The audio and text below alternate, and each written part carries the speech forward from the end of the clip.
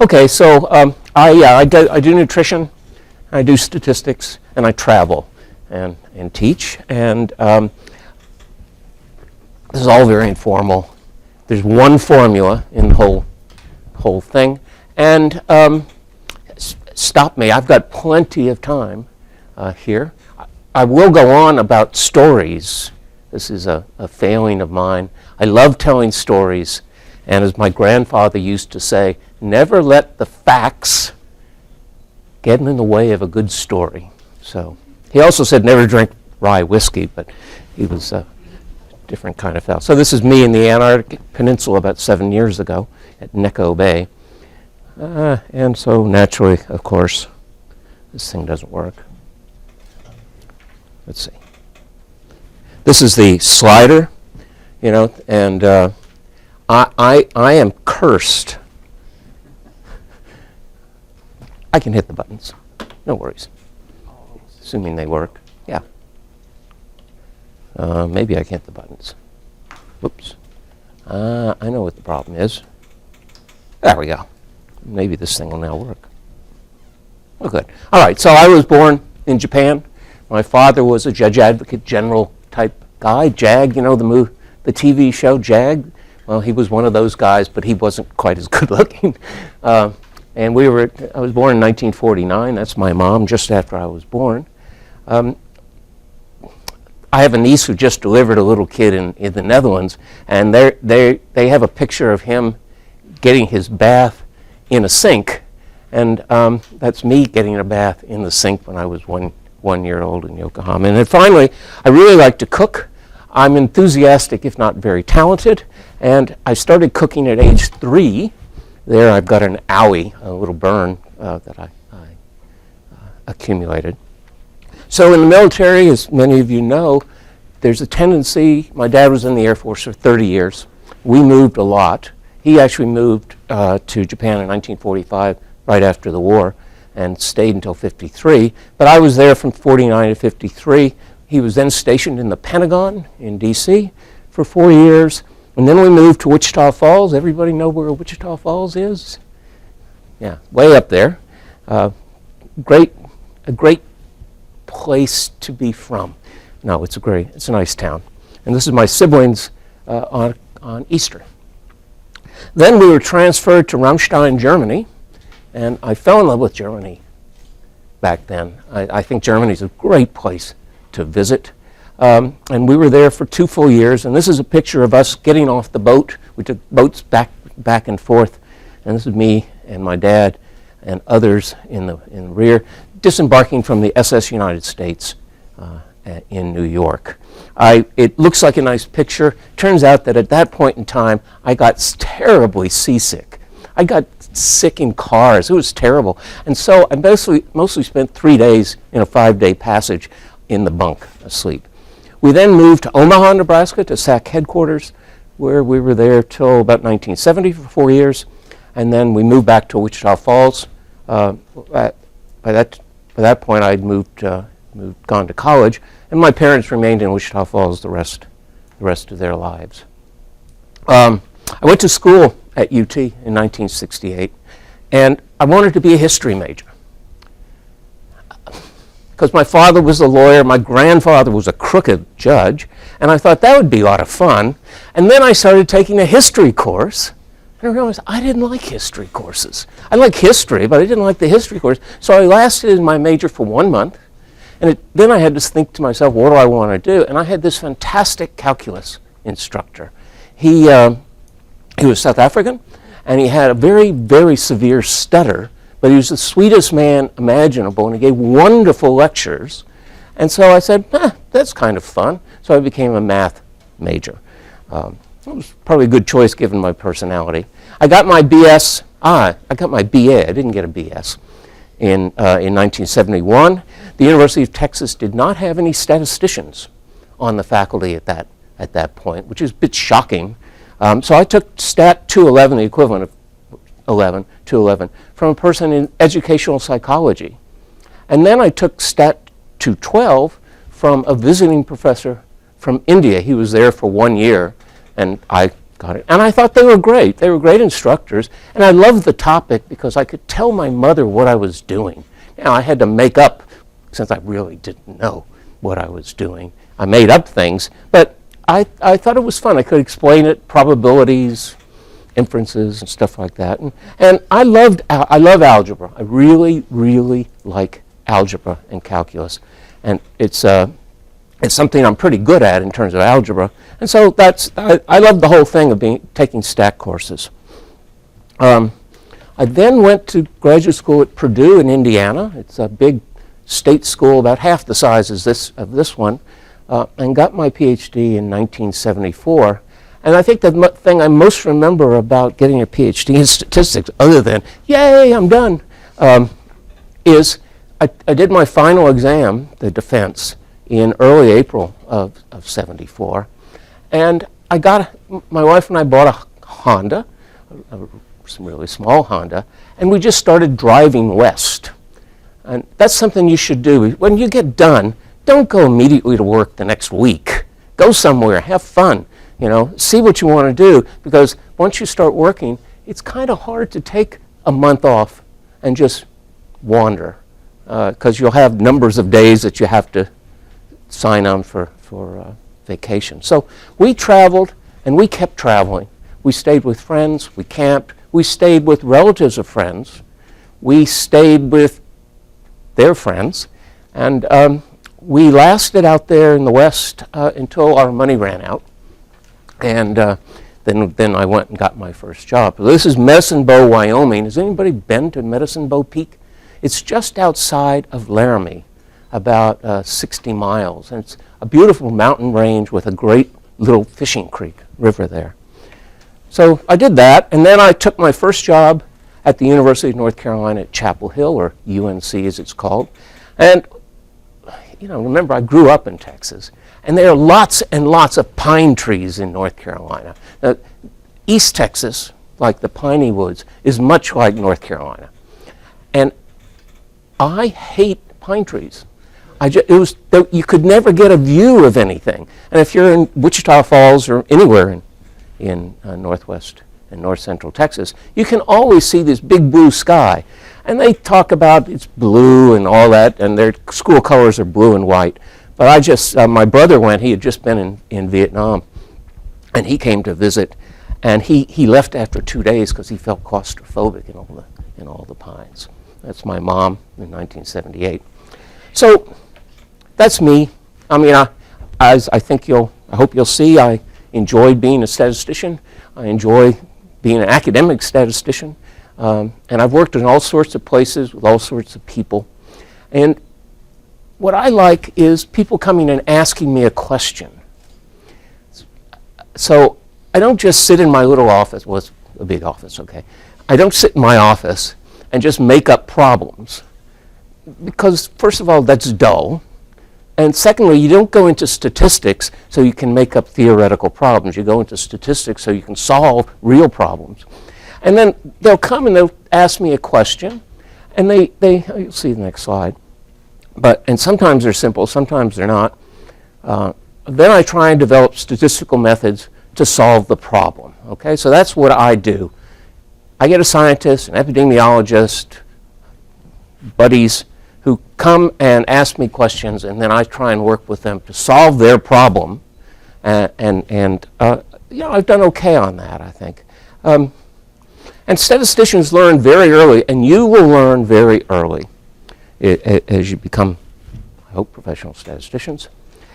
People will come and ask you, I have a problem, and it's so trivial to answer because, I must be a genius because I'm a statistician. Ha. All right. And can you help? And sometimes that works, but there's a lot of people who have no clue about what they are doing. And the old saying, never try and teach a pig how to sing because it wastes your time and annoys the pig. Well, these people, they're just annoying. And then there's fantastic scientists who really do think it's easy. And the hardest part about being a statistician working with people in other areas is that they all have had stat 211, or not 211, stat 651, or Stat 302 or one of those things, okay? Every one of them has had that course. And so they try and translate their question into statistics talk. And it's amazing how it gets garbled, right? I mean, it's like they're speaking a foreign language, and they've got a little dictionary, word phraseology book, and they spout out these phrases, and they say, here's the problem. And inevitably, that's not the problem. So I've found in working with real smart people that it's a lot more time efficient to really figure out what they want to do rather than let them tell me what they want to do. And so this is my first project, and it still remains my favorite project of all time. This is in 1978, and I was an assistant professor, just about to get tenure. And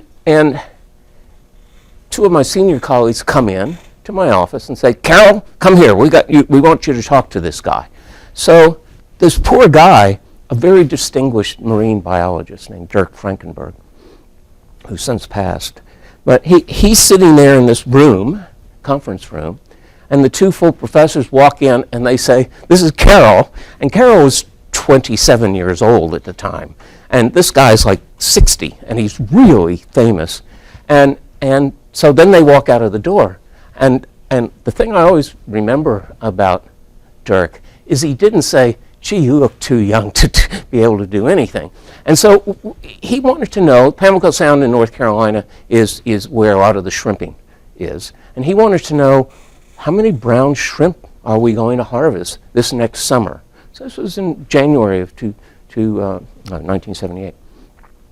And they were going to have data. They wanted to make a projection in April how many fish students, shrimps there were going to be, and because they want to be able to tell the fishermen whether it's going to be a good season or a bad season. Because if it's a good season, they gear up for shrimp. If it's a bad season, they gear up for other stuff. So, well, that's a brown shrimp, of course. The data were unbelievable. This is before the time of personal computers. This was the time of IBM cards. You know, have you ever seen a movie where you take a box? You'd have a box about way big. You'd have all sorts of little cards. You'd type in on the card on a machine. It'd punch holes, and if you made a typo, and then you'd submit it to a computer center. And if you made a typo, and I'm not very good at typing, you find out the thing doesn't run, and then it takes 4 hours. So Dirk gave me a box of records, many of them taken by fishermen, measuring the salinity, the water temperature, et cetera, which are important for shrimps. And I had 8 years of data and spent about a week compiling the data by hand. I mean, what could I say? It was sort of like the time my brother and I decided we wanted to see whether a quarter was a fair coin, and so we flipped it over 1,000 times, and it turned out to be not statistically significantly different from a half. But in any case, so I got all this data, and I made a prediction of what the harvest would be in 1978, and I said it was going to be awful. And what's ridiculous about this prediction is I had 8 years of data. I only had 8 years of data. I had 8 data points, Y's and some X's. And I'm making this big economic prediction. And that was before I actually understood statistics at all. And I thought, yeah, I can do the theory. So I just ran, I did a lot of stuff and did think hard about it. But 8 years, 8 data points just isn't enough to make robust predictions that you're going to use. So I made the prediction that the harvest would be awful, that it would be the worst that it's ever been on record. And Dirk looks at me and he says, "Are you sure?" Well, of course I wasn't sure, but I didn't know enough not to be sure. So I said, yeah, it's obvious. Luckily, it turned out to be the worst year ever on record. And so that was great. And then we had a grant from the North Carolina Department of Fisheries, and they canceled the grant because now they had the model, and they called it the North Carolina Department of Fisheries model. And they never updated the data. They never updated the data. And they kept using this, and it did pretty well. But then one year, the range of the X data, the data that came in on the X's, salinity, water temperature, stuff like that, was completely different from all the 8 years that I had had. And you'll learn about this in a regression course about extrapolation outside the range of the data. And so the model predicted that it would be the best year on record. The model did.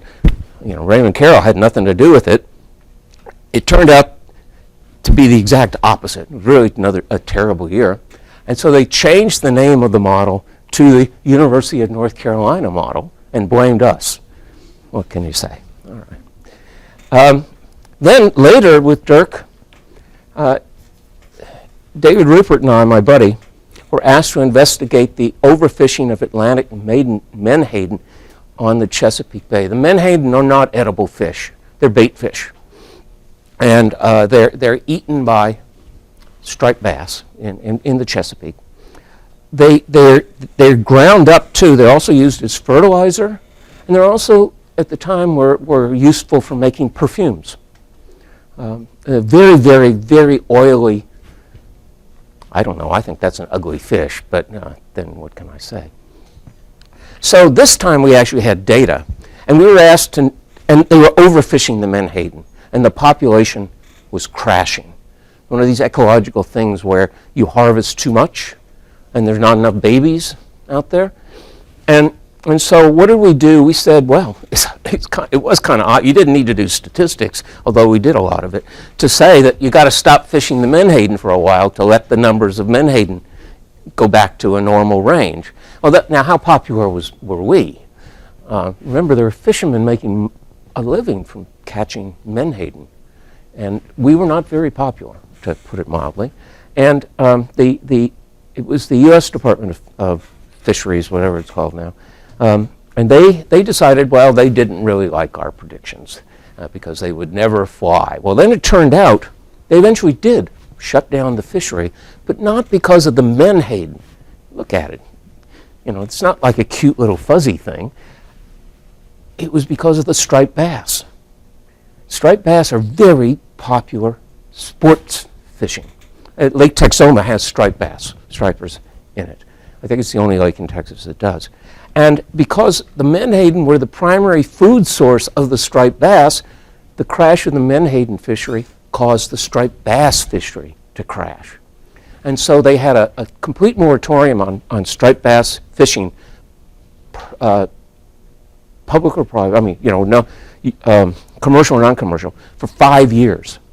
And now the striped bass fishery in the Chesapeake has returned. It has very strict catch limits. And they also regulate the menhaden fishery. So I like to think we did the right thing, even though we were ignored. David Rupert's there in the middle in the green jacket. That's me in an earlier age. The guy in the back with his hand over my head is Don Richards, who's a professor at Penn State. Rupert is at Cornell. Let's see, the guy on the right is Jed Fries. He is actually a professor of actuarial science at the University of Wisconsin. And then the guy in the back there, oh God, what's his name? He's not a statistician. If he was a statistician, I remember his name. But he's the guy we worked with. Oh, Rod Reich. So that's some of those people. So, yeah, it was fun.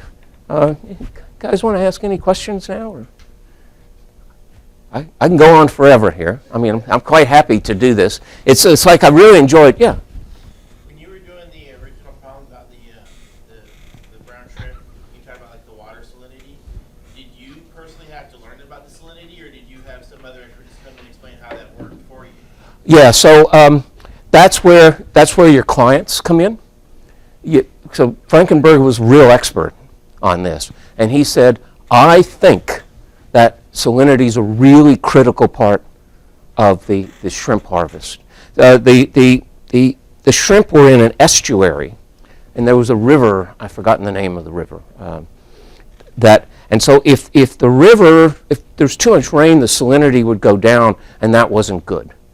So they wanted nice, and they wanted good temperatures too in the water. So he told me about that. I didn't figure that out by myself. And I did have data on catches and the salinity and the water temperature and a few other things. So you could see that it was related.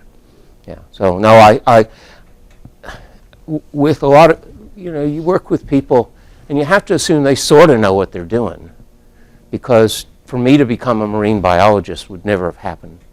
I mean, I do nutrition, but I'm on the phone every week with nutritionists asking them questions about their data, about the science, and all this. I do some physical activity stuff now, and it turns out that the longer you sit while watching TV, the higher your mortality rate is. So you don't want to sit and watch TV. And when you sit, you ought to get up occasionally. So that's that sort of thing. And I really do talk to the people I'm working with, because it's just too hard to become a subject matter expert on your own, it seems to me. Do you have any general tips for young statisticians? They have an opportunity to collaborate with somebody. Any tips on kind of leading questions and ways to pull out? You mentioned earlier, a lot of times they don't know what they really need, and they might actually couch the problem in correct language. And it's our job to kind of pull out the real story of what they really need. Yeah. Do you have any do's and don'ts? Well, one thing I've learned over time, a lot of our graduate students think people who are not statisticians are idiots because they don't know statistics. This is actually true, and I think, Alan, you know that as well. That people, and what I realized pretty early on is these people are getting, in my case, I deal with graduate students and PhDs. They've got a PhD in their field, so they are really smart, mostly. And so I always give them not my analysis, but my analysis plan, and tell them what graphs I'm going to draw, and things like that. And then it becomes something visual that they can see, because they're generally not quantitatively oriented. And so if you give them a sense of what you will do, they often say, well, that's not exactly what I want to do. So I don't just go and do a project and then come back to them 2 months later with an analysis. I mean, because that's a good way to waste 2 months of your time and not get anything done. So constant feedback with the people you're working with is a good thing, and I do a lot of it, both personally and on the email. Okay. So I just talk to my people I'm working with, as you can tell. I don't have any difficulty talking. So I got a sabbatical after 6 years after my PhD, and I went to Heidelberg in Germany, and I really like travel now. My siblings, none of them travel at all. One sister has started traveling.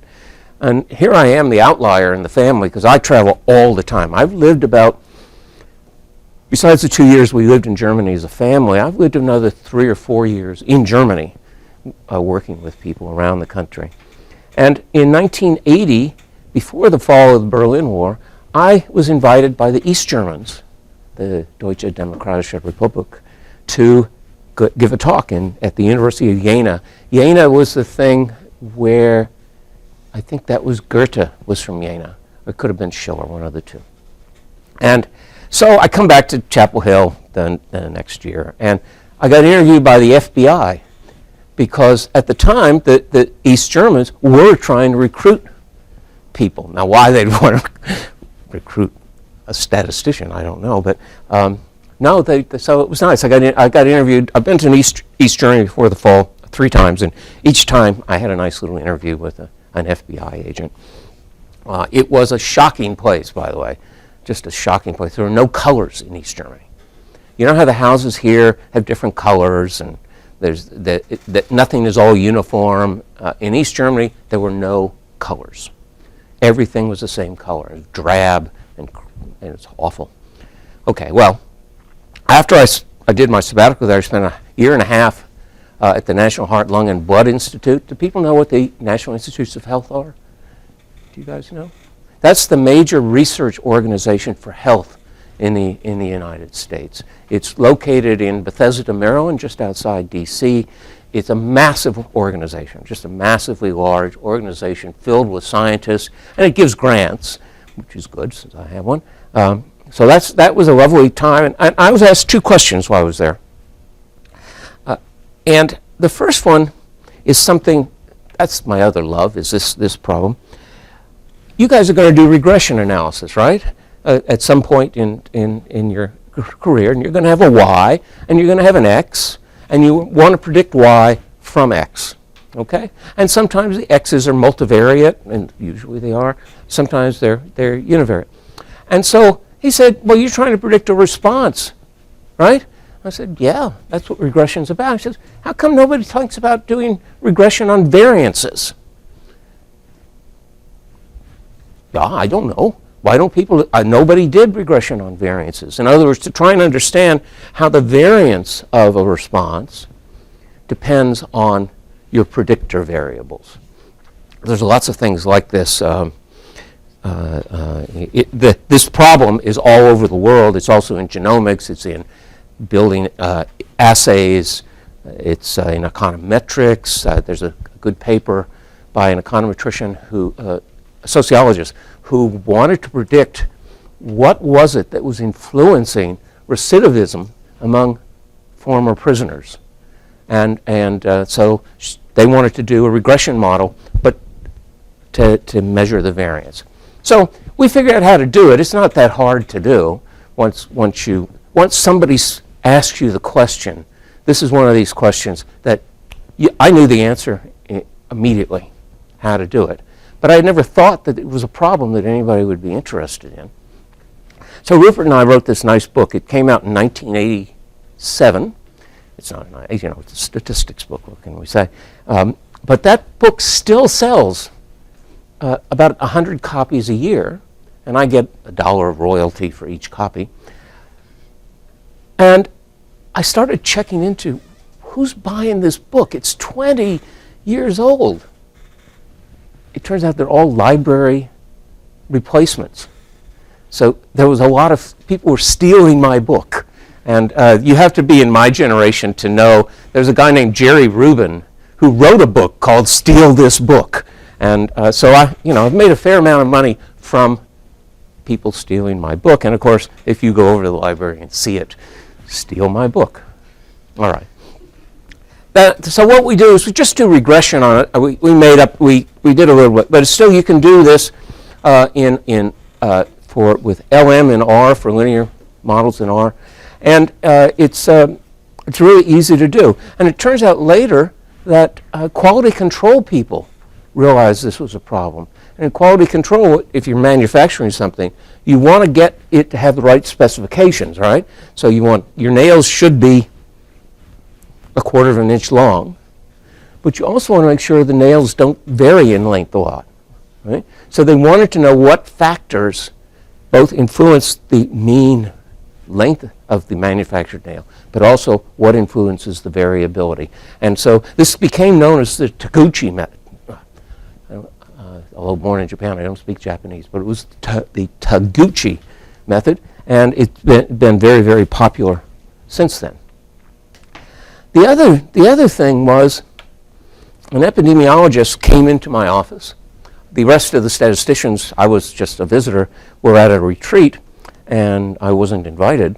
And this guy comes in and he says, the reviewers asked him about the effects of measurement errors in systolic blood pressure. You know, when you get blood pressure, the systolic is the big number, the diastolic is the other one. So that begs the question, what is your blood pressure? Do you guys know what your blood pressure is? 120/70. 120 over 70, that's a very good number if it is true. That's really, really good. And so when Alan suggested that I give this talk, I started monitoring my blood pressure for the last 6 weeks or so. That's my blood pressure measurements on a day-to-day basis. What's my blood pressure? Is it 142, which is the maximum? That's not good. Or is it 101? Hooray. So what is my blood pressure? That's an interesting question, right? You got to think of it as your long-term average blood pressure. It's one way to think of it. There's another thing you want to think about is you don't want to have a sustained period where your blood pressure is over 140. The doctors will tell you this, that you can have damage to your heart if it stays up to 140 or over 150 for a couple of weeks. And that's when they see it, that's when they start giving you blood pressure medication. So what would you do if I wanted to, you're the statisticians, I give you this data set, the Raymond Carroll systolic blood pressure measurements. What's my systolic blood pressure? That line there is the answer. It's my mean. My mean systolic blood pressure is, what is that, about 122. Not bad. But if I only got one measurement of blood pressure, what have I got? It could have been the 142, it could have been the 101. It could be nowhere near my long-term average, my 6-week average, right? So what do you do? And that's known as the measurement error problem. How can you do regression when you have this much variability in your measured predictor? You don't actually have, there's people like me who are statisticians who love numbers, who is willing to go and do this day after day after day. The same thing with flipping a coin 1,000 times over Christmas break. People don't want to get their blood pressure taken every day. You can buy it at Walgreens, the cuff. But so that's an interesting area, and it comes all over the place. When radiation exposure, remember Chernobyl? You guys are mostly old enough to know Chernobyl. There's also a bunch of other radiation studies. In the 1950s, the United States was doing above-ground nuclear testing in Area 41 or 51 in Nevada, where the aliens are. And so they have very strict rules about exploding these things. The wind couldn't be more than 10 knots. And it couldn't be blowing in the direction of Salt Lake City, because that was the nearest big city on the way winds blew. So what did they do? The good old Air Force. Well, they said a couple of times, 40 miles an hour directly towards Salt Lake. What do I care? And they blew off Big Smoky. I forgot the name of the other blast. Big Padre, I guess. So there was a huge downwind deposit of radioiodine, I-131, which got into the ground. The cows ate the grass. The kids drank the milk from the kids, and they had much higher rates of thyroid cancer. How do you measure how much radiation do you have in your thyroid? You can't dissect the thyroid in a living person. So they had also a lot of uncertainty in their measurements of thyroid. I wrote a book on this. And here's the figures. On the left, I could point to it. On the left here, that's the real data. This would be if I took 60 days or 40 days of my systolic blood pressures and took the average. That's my long-term average. And this thing, that's pretty good, right? I mean, there's really not much variability about that line. And so that's really pretty good fit. And even if you've not heard of R squared before, it visually looks really nice, right? Then what I do, and this is the thing here, is what I've got measurement error in X. So I've done, let's see, my eyesight. Here's an observation here, and he's been measured way too high. See the red point? That's my 142. And then there's this guy here who's been measured too low. I think it's this guy who's been measured way too low. And that red line is the fitted line using least squares regression based on the error-prone data. And so you want to get the blue line, but because you've got measurement error in your instruments, you're getting the red line. And, well, that's not good. It means it's harder to detect effects. It's harder to do lots of things. And it turns out that this particular problem, this is my formula, has an answer. You take the variance of truth over the variance of observed, call it lambda, and then we run LM and get a slope estimate. And what happens when you've got W and not truth is you really estimate the true slope, the slope with x, times lambda. And in nutrition, lambda is 0.4. In radiation, except for Chernobyl, where they've actually done a very good job of modeling that thing, it's about 0.5. So the slope is down by a factor of more than 2 or 2 or more, and this happens in all sorts of contexts. So that's fun. I still do that area. Could I say something real quick? Hmm? Just for benefit of folks who have seen some linear regression, you remember that in linear regression, we think about a response variable being modeled or predicted in terms of one or more predictor variables. And you're familiar with the idea that there's variation in the measurement of any random variable. What's interesting in this particular measurement error application is we're talking about the predictor variables are measured with error themselves. So you're thinking about a regression model, the mean of y written as a linear model of x, but the x is subject to measurement error. So that's the general problem that this is aimed at. Yeah. Big problem.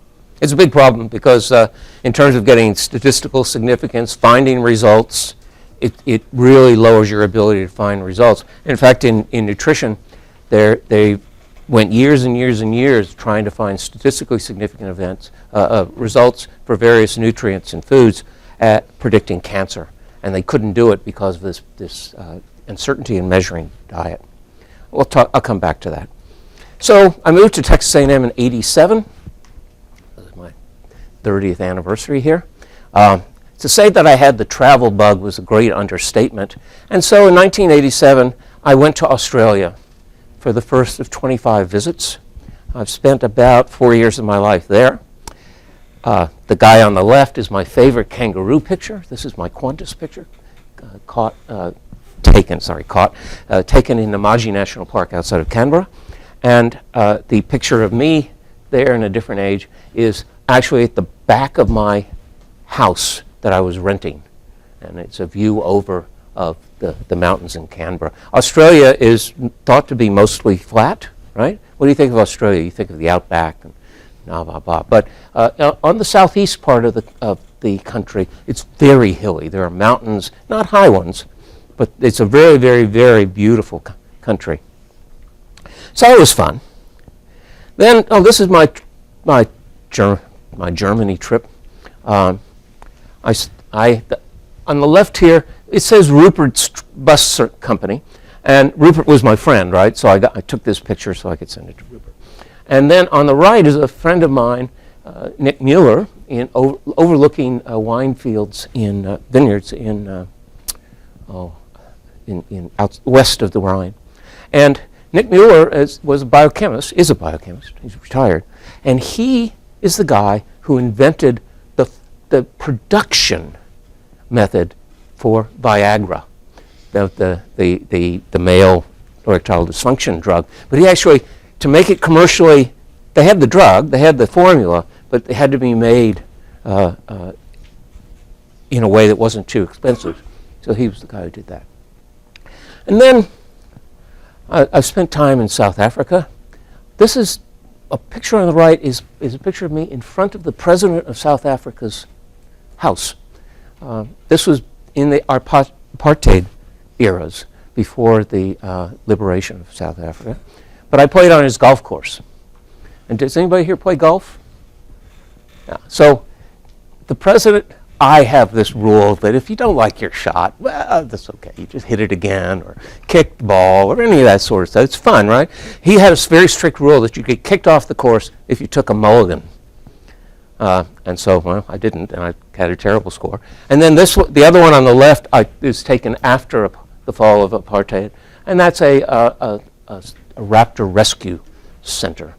And this raptor, which hand is that mine? It's my left hand. But then he was transferred from there over here by the guy running the thing, and just as he got to here, he gave a little of his urine onto my arm. And it turns out that raptor urine is very heavily concentrated. It's very, very, it's just like having, it's a terrible thing. So I still have a scar from that. It was about 10 years ago. Antarctica, that's a humpback whale, and taken from too close. I did not have a big lens on this. I had my regular little Canon Rebel XTI. That's how close the guy was. Okay, so on the campus here, if you walk from Sully towards Rudder, there are 4 trees that have plaques. Well, there's a bunch of trees, memorial trees they're called, and what you do is you make a donation to A&M, and they put it in the bank, and they use the endowment, the income from that donation to help maintain the campus beauty. This one is in memory of my parents. My dad was in the Air Force, and my wife's name is Marcia Ori. She's a professor here in the School of Public Health. So one's for my parents, one's for Marcia's parents, one's for Marcia's brother who died really young, and one's for Don Reiser, my guide on Lake Texoma. And he went fishing with me and my niece for many years until she grew up, and he died when he was 17. So if you're over there, so let's see, which way is west? Sully looks west, right? The statue? And so what's to the left of west? I guess that's north. No, that's south. I don't know which way it is. As you're walking to Rudder, look for some of these memorial trees, and you may find my 4 trees. These are some of my students from 10 years, 11 years ago. And then this is a fun project, and this is the one I can actually explain to you. Everybody knows the binomial NP, right? You guys have learned binomial distribution, and you've learned about how to estimate P, the probability of success. Okay, this is a waterbuck. The African Wildlife Foundation says that waterbuck's body odor is so bad that it deters predators. Okay. There are 200,000 of them in existence. They're not really endangered. One subspecies is, and they're called waterbuck, but they really hide in the water from predators more than actually live in the water. So I was in Kruger National Park. That's a park bigger than the size of New England, and it's a park. It's a wildlife park, but it's wild. I mean, it's really wild. They have lions. They don't have tigers, but they have lions and all sorts of things. I've been there a number of times. And they wanted to count the number of individual waterbuck in a particular area of the Kruger National Park. And their method is quite an interesting field if you know anybody who's doing wildlife and fisheries, and they want to count populations. It's a very sophisticated field to try and count a population because you don't see them all, right? You can't see them all. You can see some, but you can't see them all. So they flew over a particular area 5 times, and they had spotters, and the spotters counted the number of waterbuck that they could see. All right? So for waterbuck A, they have a certain probability of being seen. For waterbuck B, they have a certain probability. So you don't really see them all. And those are the numbers. And this is not, these are actual facts, okay? So how many waterbuck are there? 91 is not a bad guess, actually. It's even more than that, but it's not a bad guess. It's definitely not the maximum, the 72, because that would mean you saw them all. And the Kruger Park it has lots of trees. It's not a savanna, it's treed. And so it's not that easy to see them all. So here's the problem. It's something that you have certainly not seen in your classes. You know the binomial NP. N's the number of success of observes, and P is the probability of success on so N trials, probability P. And in stat courses, you know N, right? So you've seen this, you know N. Somebody tells you N. You know how many times you flip a coin, that sort of thing. But in this case, N's the number of Waterbuck. And because you're just going flying over the same region trying to see this Waterbuck. So you want to estimate N, the number of Waterbuck. You also don't know P, what's the probability of actually seeing a Waterbuck when they're there. And I got to fly on one of the flights and watch as it was fun to just fly over Kruger Park in this little plane. But so that's the problem. Estimate N when you don't know P from the binomial NP. Fun, right? I mean, that's a really fun problem. And it turns out the answer is 146 with a confidence interval, right? So it's not exactly 146. We estimate it as 146. And we made up a method. It was based on something called empirical Bayes. It was fun. And then you'll learn about maximum likelihood in your courses. 212? They see it in 211. Oh, okay. So maximum likelihood. And you can do maximum likelihood in this problem, but it's a terrible method. It's just terrible, terrible method. And the maximum likelihood method says it was 1,545 Waterbuck. Not possible. And if I changed that 72 to 73, it then said there were over 4,000 Waterbuck.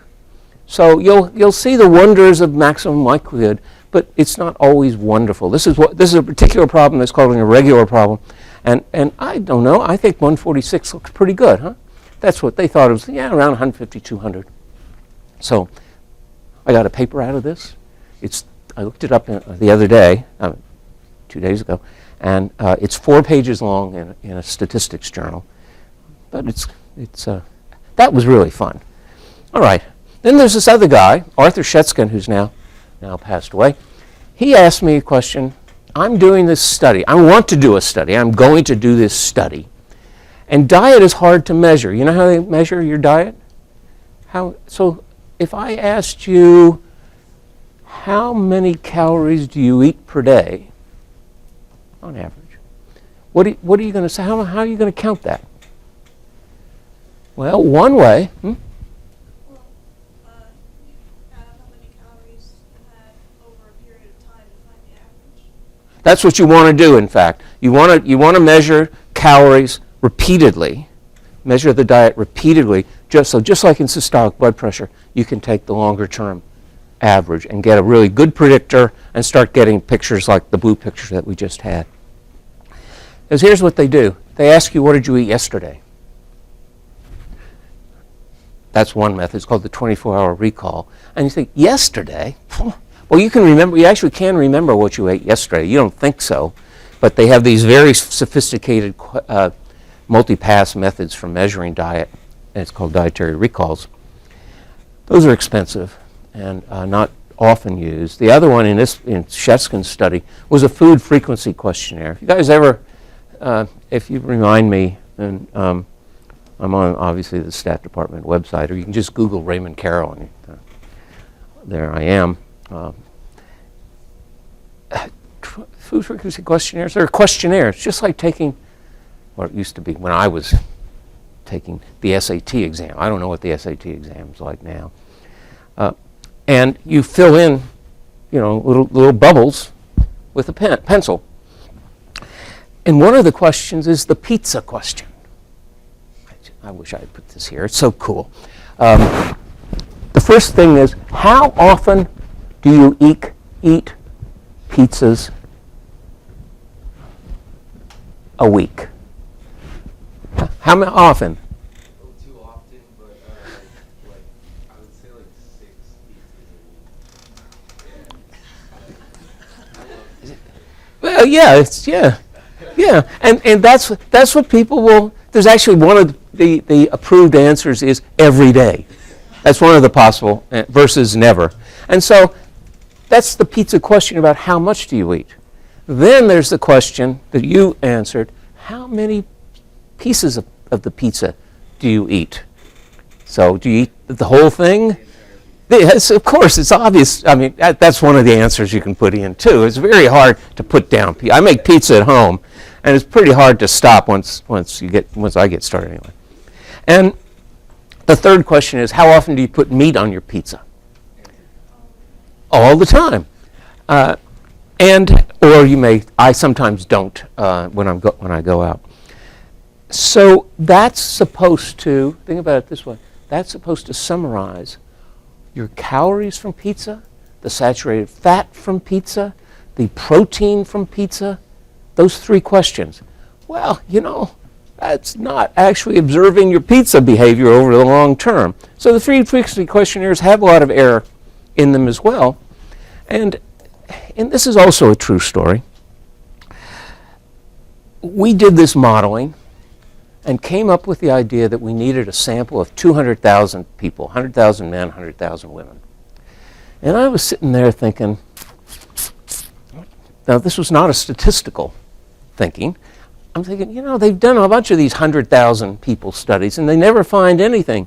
So I said, let's make it 500,000. Can you afford 500,000? Food frequency questionnaires are very cheap, right? You just send it out to somebody, blah, blah, blah. And you Scantron the answers back in. So we went for 500,000. And Shatskin was such a nice man, he never asked, what the devil were you thinking, right?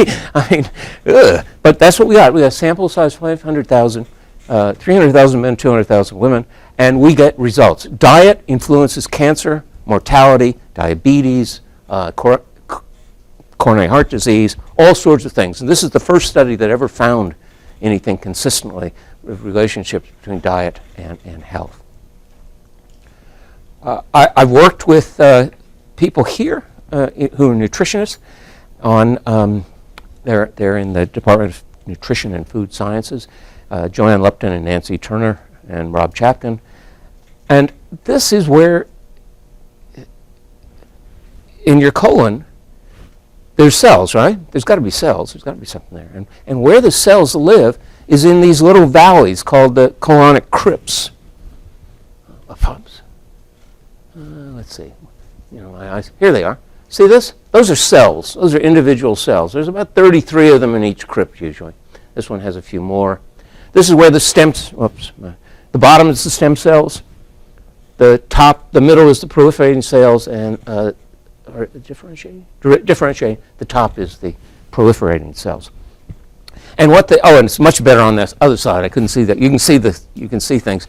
The things that are lighting up as red are cells that are killing themselves, and the things on the right are the things that are proliferating, and they're in red, and on green they're the ones that are killing themselves, which can be good. And so Joanne asked me.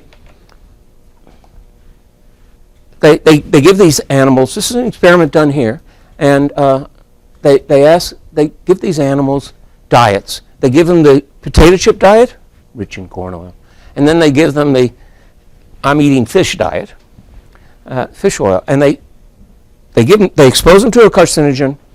Then they sacrifice the animals after 12 hours, and they go in and they look at individual crypts and individual cells, and they want to know what's the difference between the diets. Okay? That is a really cool question.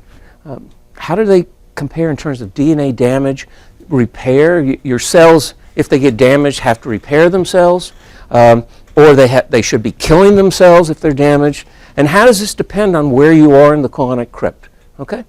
Now, have you guys ever heard of microarrays? Microarrays are ways of measuring gene expression through the whole genome. Now they do RNA-seq eggs.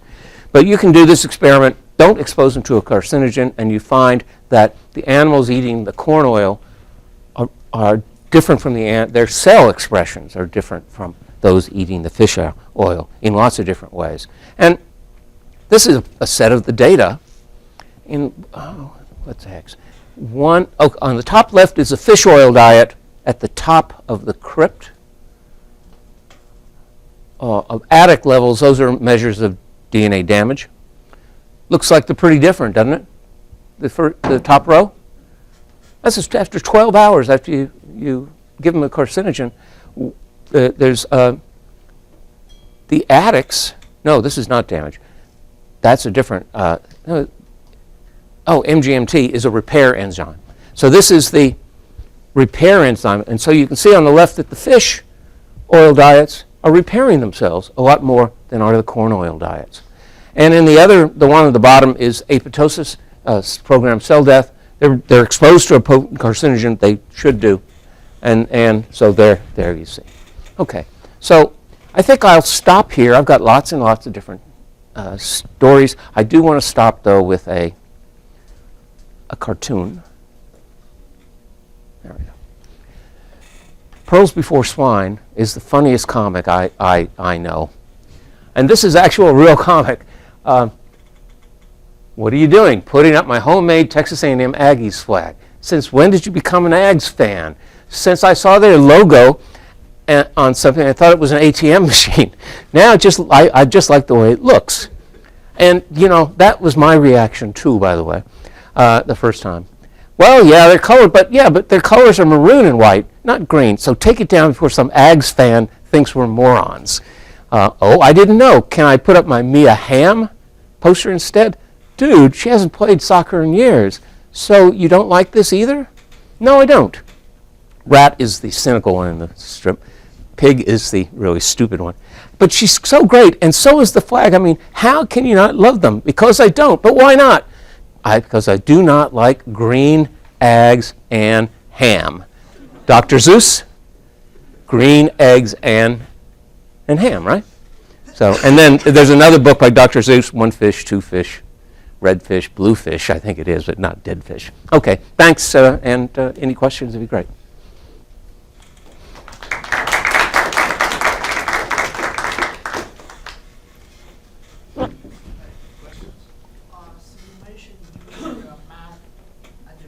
You went to do your statistics PhD. When did you start to study nutrition and biology? Oh yeah, so When did you pick nutrition?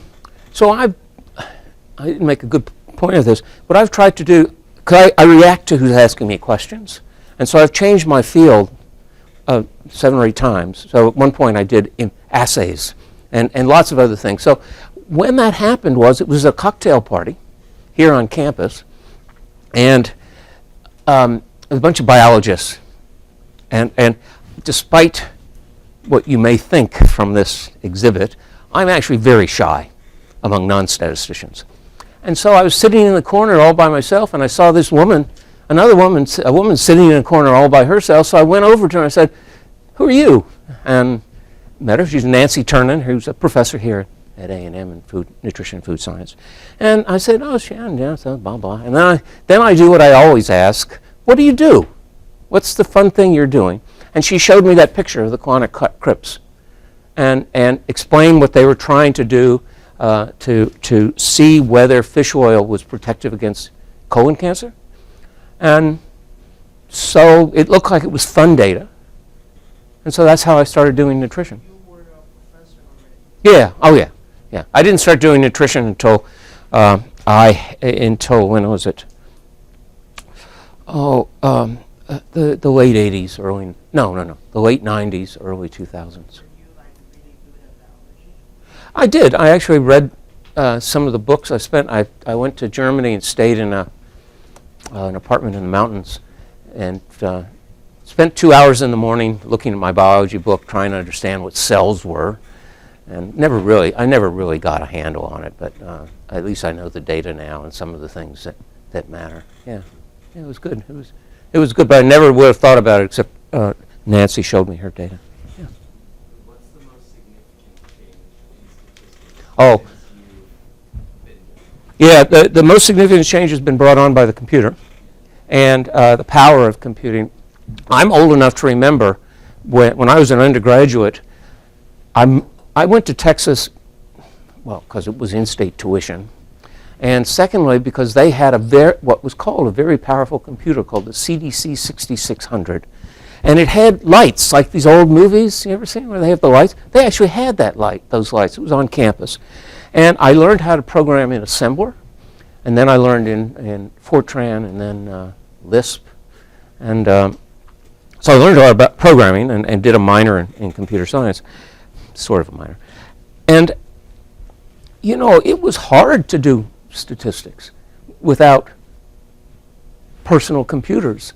It was really hard because you literally had to punch in cards. And if you screwed up a card or it got eaten by the card reader, you wasted a day because they didn't run the programs.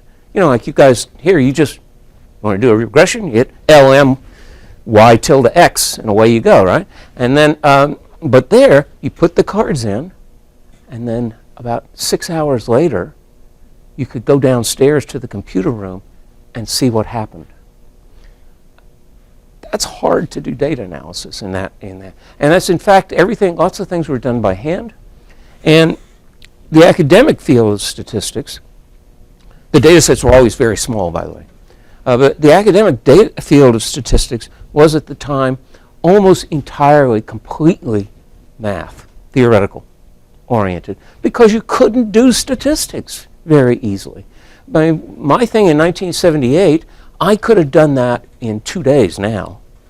Well, not going through the cards, but they would have given me an Excel spreadsheet nowadays. So that's the biggest thing, and it's changed. Of course, computers change everything, but for statisticians, it's made data analysis possible, fun. You get lots of feedback.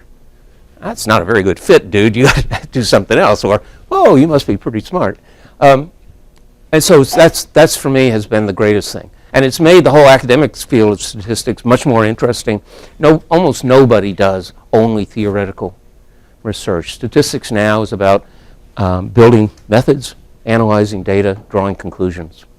And it's so much more fun. I actually thought about going to medical school. I was so bored with the math part. Yeah. What was the correlation between apoptosis of the corn oil and the fish oil? Oh, the correlation is not that great, but what's the difference between the two diets is enormous. Yeah, so what happens is there's a lot of variability in these cells, a lot of variability. They measure, however, over 600 cells. And that's what graduate students in biology do, by the way. I'm stunned, and well, first of all, rats are more expensive than graduate students in biology, and this is really true. And so there's a lot of variability and a lot of cell-to-cell variability, enormous amount of cell-to-cell variability. But you only need one cell before you're in trouble, right? So yeah, no, but you see the differences are really big between the diets.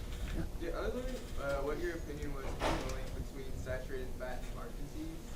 Yeah. That's a really hard question because there's lots of things that go, now you're getting on my hobby horse here.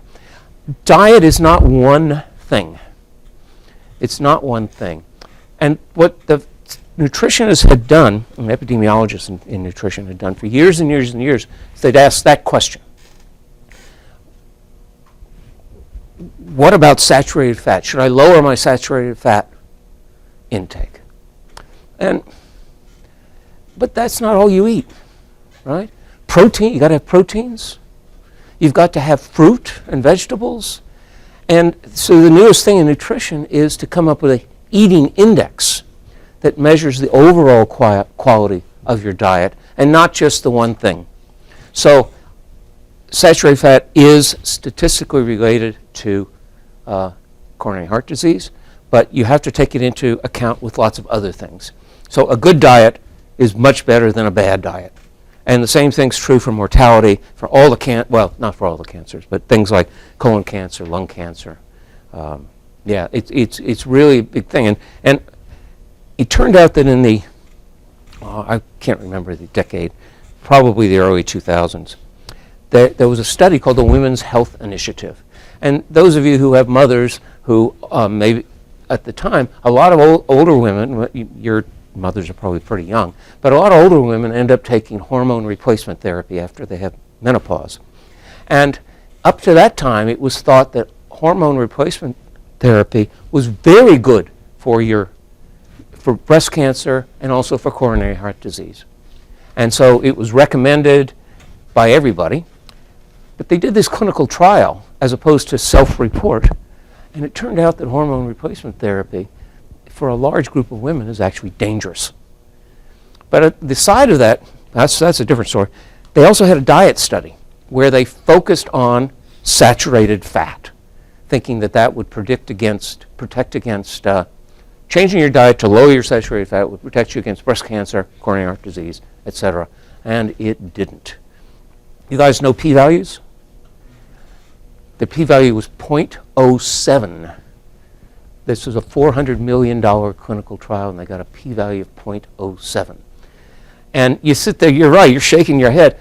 I'm thinking there, damn, that's pretty good. 0.07. Well, $400 million blown, but that's what's that in the greater scheme of things. The New York Times wrote that failed study. There are no links between diet and disease because the p-value is 0.07, not under 0.05. If the p-value had been under 0.05, there would have been headlines, change your diet. So it's a long answer to your question. I think you've got to think of the multivariate nature of lots of things, and diet in particular. Do you have the problem that is variable because of measurement error, and you find a way that you think will lower that measurement error? How would you test that to see if it's better at predicting the true value? Oh, yeah. I mean, so you do a different measurement, for example, a different way of measuring things. And it may be better, it may be worse. What you can see, there's lots of ways. One way is to say, okay, I'll run both. And what I should see, or I'll do, what people do actually, is you can run an experiment on how random, if I measure a bunch of people twice, you can see how variable they are day to day, like my blood pressure. And then you get a sense of how reliable, the intra-class correlation it's called, how reliable your measurements are within people. And so that's the thing that people, investigators do if they come up with a new method to measure stuff. They try and do repeat measurements to get at the reliability. It's called, in psychology it's called the reliability, in statistics it's called the intra-class correlation.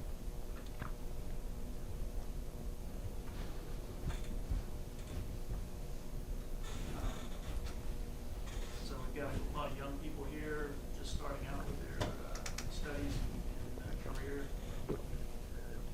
The eventual details of what the career is going to look like will depend on personal interests and aptitude and such. But wondering if you have any big picture tips. Oh, yeah. Go out, be aware of this, don't overcommit to that, be careful of that, anything that's Oh, well, yeah, I think you obviously know that being a statistician means you're going to be employed. And you can be employed as a statistician, as a marketing analyst, as all sorts of things. So it's a fantastic field to get jobs. It's also true at the PhD level and the master's level. There's lots and lots of jobs, which is wonderful. And the thing about it is you just got to do what you want to do. I mean, there's so many jobs out there that are so good. You just find one. A lot of my students who've gone into industry have changed jobs 6 or 7 times now. That doesn't happen in academia because of tenure. But in industry, you'll migrate jobs, and they do new things over time. And so you just kind of, I think what you don't want to do is be stuck doing simple linear regressions all your life. Right? You've done one, after you do 5,000 of them, it gets a little bit boring. So you want to keep looking for new kinds of data. So yeah, it's great, yeah. Is it really hard to switch areas? Is it hard to switch areas? By yourself, yes. It is hard. You mean areas within statistics? Yeah, you have to have, it's great to have colleagues. You can learn, statistical methods are easy enough to switch. But you have to have the motivation to do that. And for me, the motivation comes from getting exposed to new problems, not by, oh, I now want to do, I don't do machine learning, for example, because I haven't found a problem in machine learning that really interests me. I could do it, I could learn it, but it's just not something I'm excited about. So, yeah, you can change in statistics easily, you just have to have the motivation. And you had...